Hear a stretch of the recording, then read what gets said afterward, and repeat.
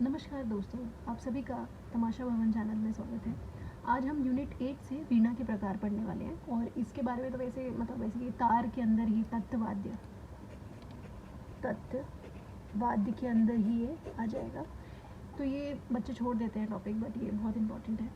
तो ऐसा बोला जाता है कि ये सरस्वती जी की वीणा है, ठीक है। और पुराने टाइम पे ऐसे बोला जाता है कि शंकर भगवान जी ने इसको इन्वेंट किया, मतलब ऐसा ज़रूरी नहीं है, बट ऐसा बोला जाता है। और ये हमें वैदिक युग से ही वीणा जो है बहुत इम्पोर्टेंट वाद्य है, तत्ववाद्य, ठीक है। क्या आप लोग मुझे बता सकते हैं कि भरत ने मतलब अपने कौन से चैप्टर में वीणा वाला जो सेक्शन है वो इंट्रोड्यूस किया था? तो आप लोगों को अगर नहीं पता है तो दैट्स भरत ने चैप्टर नंबर 29 में वीणा के प्रकार और वीणा वाद्य के बारे में बताया था। बताइए शारंगदेव ने कब बताया? शारंगदेव ने चैप्टर नंबर 6 में बताया हुआ है, ठीक है। तो ये बहुत इंपॉर्टेंट है, जो हमें पता होना चाहिए। तो जैसा कि आप देख सकते हैं कि सबसे पहले हम जो वीणा है जिसके बारे में पढ़ेंगे वो पहली वीणा है एक तंत्री वीणा। तो एक तंत्री वीणा में तार एक होते हैं, ठीक है। हम सीक्वेंस वाइज ही चलेंगे। सबसे पहले चलते हैं कि जिसमें एक तार होती है तो वो एक तंत्री वीणा होती है, उसको घोषवती वीणा भी कहा जाता है। तो भरत ने, जैसे मैंने आपको बताया 29 चैप्टर में, भरत ने तत्ववाद्यों के बारे में बताया है, तो वीणा ये भी उसी में ही रहा होगा। तो भरत ने इसको प्रत्यंग वाद्य के अंदर रखा है। सोमेश्वर शारंगदेव ने इसका जिक्र, एक तंत्री वीणा का जिक्र देवताओं से किया है और इसके अंग भी बताए गए हैं, जो कि कितने हैं? 9। तो चलिए अब हम जो और बाकी वीणाएं जो पढ़ने वाले हैं उसमें दूसरे नंबर पे आती है नकुली वीणा। क्यों? क्योंकि ये 2 तार, इसमें 2 तार होते हैं और इसको हाथों की उंगलियों से बजाया जाता है। इसको कच्छपी वीणा भी बोल सकते हैं। आप ऐसे समझ सकते हो कि 2 तार की वीणाएं कौन कौन सी हैं, तो एक नकुली हो जाएगी और एक कच्छपी हो जाएगी, ठीक है। उसके बाद क्वेश्चन आता है 3 तार वाली कौन सी वीणा है, तो वो त्रितंत्री वीणा है, ठीक है। आपको ये याद रखना है। और आज के टाइम पे सितार ने इसका रूप धारण कर लिया है, ऐसा कहा जाता है। तो ये भी, इसमें 3 तारें होती हैं और लोक भाषा में जो आम लोग हैं पुराने टाइम पे इसको जंत्र वीणा भी बोलते थे। शारंगदेव ने इसको अलापनी का एक नाम दिया हुआ है, ठीक है। तो ये है जो आपको याद रखनी है। तो पहली जो थी एक तार वाली एक तंत्री घोषवती, 2 तार वाली जो है हमारी नकुली या कच्छपी, 3 तार वाली जो वीणा है वो हमारी है त्रितंत्री वीणा, जिसको आज के टाइम पे हम सितार बोलते हैं, ठीक है। अब हम पढ़ते हैं किन्नरी वीणा के बारे में, क्योंकि ये बहुत ही इंपॉर्टेंट वीणा है। क्यों ऐसा बोला जाता है? क्योंकि ऐसा शारंगदेव जी ने कहा है कि ये सबसे पहली पर्दे वाली वीणा है। तो अगर क्वेश्चन पूछा जाए कि सबसे पहली पर्दे वाली वीणा कौन सी है, तो वो है किन्नरी वीणा। इसको किसने इन्वेंट किया था? इसको मतंग ने इन्वेंट किया था। इसमें कितनी तार होती है? इसमें 6 तार होती हैं और पर्दे जो हैं वो 16 होते हैं। सबसे पहले किन्नरी वीणा का जिक्र जो हुआ था वो सोमेश्वर ने किया था। मनोसोल्लास ग्रंथ में किसने किया था? सोमेश्वर ने। इनका ग्रंथ आपको पता होगा कि इनका ग्रंथ 12th सेंचुरी का है, ऐसा माना जाता है, ठीक है। 12th या 11th सेंचुरी का।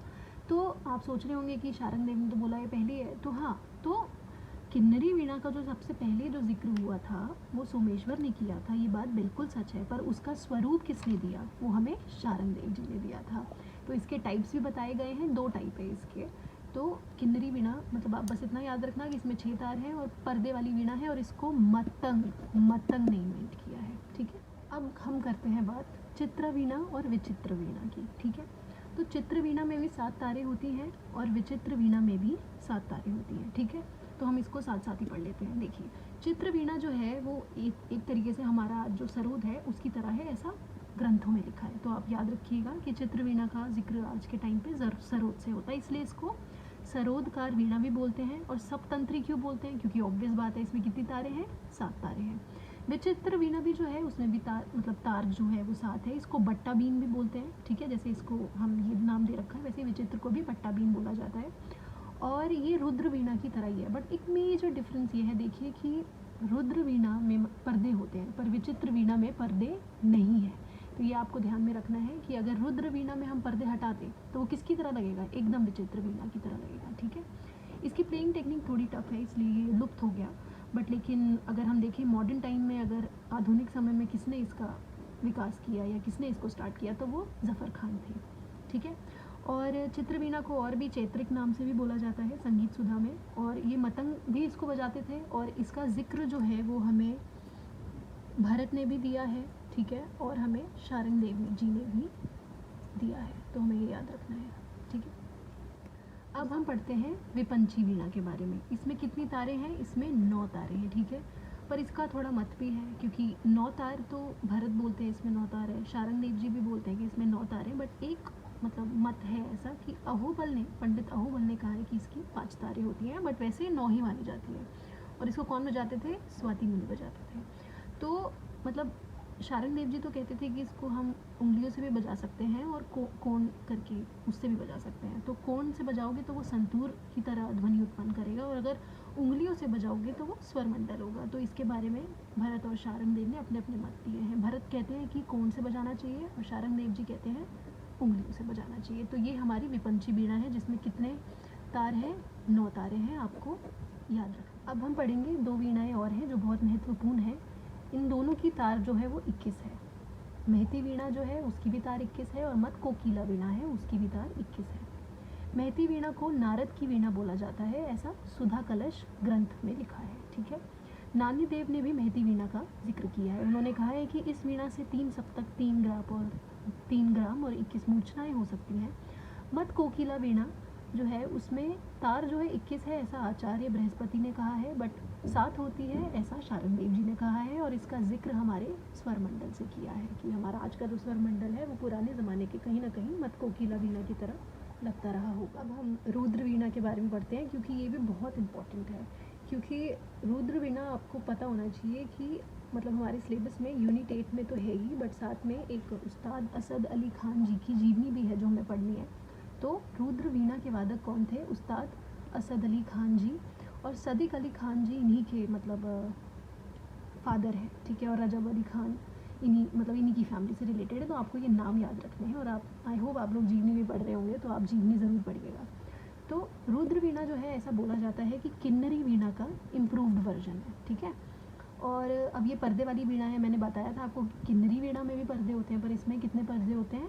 इसमें 16। इसमें कितने पर्दे होते हैं? इसमें 16 पर्दे होते हैं, और इसमें कितने हैं? 22 पर्दे हैं, जो कि अचल थाट से हैं, ठीक है। सबसे पहले रुद्र वीणा का जो जिक्र हुआ था वो संगीत मकरंद में हुआ था, और मैंने आपको बताया था कि किन्नरी वीणा का किस में हुआ था? सोमेश्वर ने किया था, ठीक है।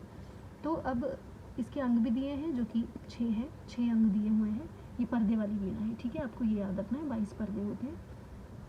अब ऐसा बोला जाता है कि अगर रुद्र वीणा में 2 तार होगी तो वो कौन सी हो जाएगी? नकुली वीणा। 3 तार त्रितंत्री वीणा, 4 तार राजधानी वीणा, 5 तार विपंची वीणा, 6 तार हुई तो सरवरी वीणा, और 7 तार हुई तो परिवादिनी वीणा। तो आप देख सकते हैं कि इतनी सारी वीणाएँ हमने पढ़ ली हैं। तो आप लोगों को समझ में आ गया होगा कि ये रुद्र वीणा क्यों इतनी इम्पॉर्टेंट है, क्यों मैंने ऐसा बोला।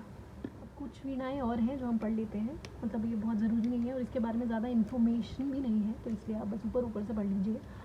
आंडवर वीणा मतलब रामायण की वीणा है, ऐसा बोला जाता है, और ये वैदिक में भी इसका यूज़ था, वैदिक युग में, ठीक है। वैदिक युग की तत्वाद्य है ये, मतलब ऑब्वियसली वीणा है, तार लगे तो तत्वाद्य होगी, ठीक है। संगीत सुधा नामक ग्रंथ में इसको एक और नाम दिया गया है। वो क्या नाम है? मतलब यही नाम है एक तरीके से, बट बोलने का उच्चारण आई थी ओदुम्बरी वीणा, ओके। फिर उसके बाद है अलावु वीणा, जो कि वैदिक काल में रही, और ये निशब्द, मतलब इसमें एक तरीके से नी शब्द ध्वनि रहे, ये वाली वीणा है ये। और एक है कांड वीणा, जो बाण की तरह होती है, और ये सामगान में यूज़ होती थी संगत के लिए। फिर आती है शततंत्री वीणा। ये इंपॉर्टेंट क्यों है? क्योंकि ये आज के हमारे संतूर वीणा से मिलती है, और इसमें 100 तारें होती हैं और 3 छिद्र होते हैं, ठीक है। तो ये इंपॉर्टेंट है। इसको बाण वीणा से मैंने क्यों लिखा है? क्योंकि बाण वीणा में भी कितनी तारें होती हैं? 100 तारें होती हैं। शततंत्री वीणा को ही कात्यायनी वीणा बोला जाता है, कहाँ पे? कर्नाटक में। तो आपको बस ये इतनी सारी वीणाएं हैं जो आपको पढ़नी है, वैसे इतनी मुश्किल नहीं है, अगर आप पॉइंट्स में याद करेंगे तो याद हो जाएगा। Thank you. अगर आपको अच्छा लगा हो तो प्लीज़ वीडियो को लाइक कीजिए, शेयर कीजिए अपने दोस्तों से, और मुझे बताइए कि आपको और कौन से टॉपिक चाहिए जिसमें मैं वीडियो बनाऊं, और सब्सक्राइब कर दीजिए चैनल को और सपोर्ट कीजिए। Thank you.